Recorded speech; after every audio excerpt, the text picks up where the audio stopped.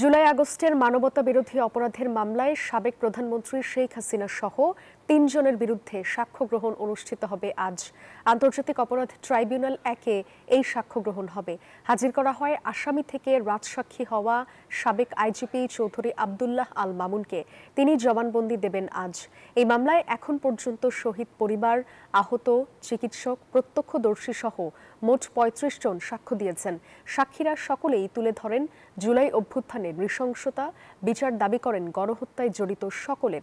পাশাপাশি শেখ হাসিনা, আসাদুজ্জামান খান কামাল ও চৌধুরী আব্দুল্লাহ আল মামুনকে সকল ঘটনার মাস্টারমাইন্ড হিসেবে তুলে ধরেন তারা।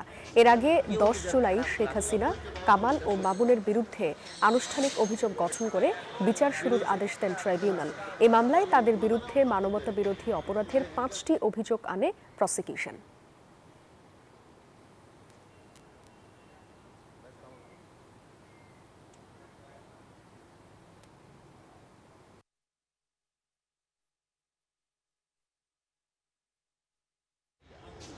কেউ নিজের খারাপ কাজ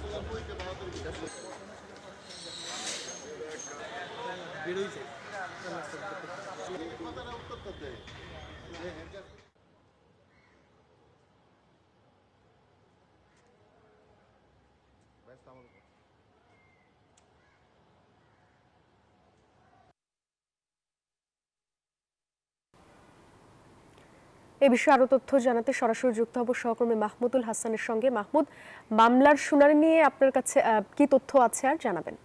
ওকে সাদিয়া, আপনাকে ধন্যবাদ জানাচ্ছি। আজকে সেই আলোচিত শেখ হাসিনা সহ ৩ আসামির বিরুদ্ধে মানবতা বিরোধী অপরাধের মামলায় রাজসাক্ষী হয়েছেন যিনি চৌধুরী আব্দুল্লাহ আল মামুন, তার আজকে সাক্ষ্য প্রদানের কথা রয়েছে। বেশ কয়েকদিন ধরেই কিন্তু আমরা শুনছিলাম যে তিনি এই মামলায় সাক্ষ্য প্রদান করবেন, কিন্তু আসলে কবে তিনি এই সাক্ষ্য দেবেন সেই বিষয়টি নিয়ে কিন্তু অনিশ্চয়তা ছিল। এরই মধ্যে এই মামলায় ৩৫ জনের মতো সাক্ষী তাদের সাক্ষ্য প্রদান করেছেন। তার ভিতরে নিহতের স্বজন রয়েছেন, জুলাই যোদ্ধা রয়েছেন, আইনশৃঙ্খলা বাহিনীর সদস্য রয়েছেন, এছাড়াও রাজধানী সহ দেশের বিভিন্ন এলাকায় চিকিৎসা কাজে নিয়োজিত যারা ছিলেন সেই ডাক্তার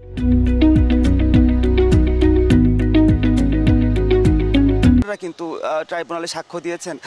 একটু বলে রাখি যে চৌধুরী আব্দুল্লাহ আল মামুন এই মামলায় ৩ নম্বর আসামি। ১ নম্বর আসামি সাবেক প্রধানমন্ত্রী শেখ হাসিনা, ২য় নম্বর আসামি হচ্ছেন সাবেক স্বরাষ্ট্রমন্ত্রী আসাদুজ্জামান খান কামাল এবং ৩ নম্বর আসামি হচ্ছেন সাবেক আইজিপি চৌধুরী আব্দুল্লাহ আল মামুন। কিন্তু যেদিন এই মামলার অভিযোগ গঠন করা হয় সেদিন তিনি ট্রাইব্যুনালে স্বপ্রণোদিত হয়ে তিনি বলেছেন যে নিজের দায় তিনি স্বীকার করেন, দায় স্বীকার করে তিনি রাজসাক্ষী হওয়ার আবেদন করেন। সেই প্রেক্ষিতে ট্রাইব্যুনাল তার আবেদনটি মঞ্জুর করেন এবং চৌধুরী আব্দুল্লাহ আল মামুন বলেছেন যে তিনি অনেক কিছুই জানেন এবং জুলাই গণহত্যার বিষয়ে তার কাছে যে তথ্যগুলো রয়েছে সেই তথ্যগুলো দিয়ে তিনি আন্তর্জাতিক অপরাধ ট্রাইব্যুনালের যে বিচার কাজ সেটিতে সহায়তা করতে চান। এরই মধ্যে ৩৫ জনের সাক্ষ্য সম্পন্ন হয়েছে। প্রসিকিউশন বলছে তারা ৪০ জনের মতো সাক্ষীর সাক্ষ্য গ্রহণ করবেন এই মামলায়। তো মোটামুটি বলা যায় যে সাক্ষ্য গ্রহণ বেশ শেষ পর্যায়ে চলে এসেছে।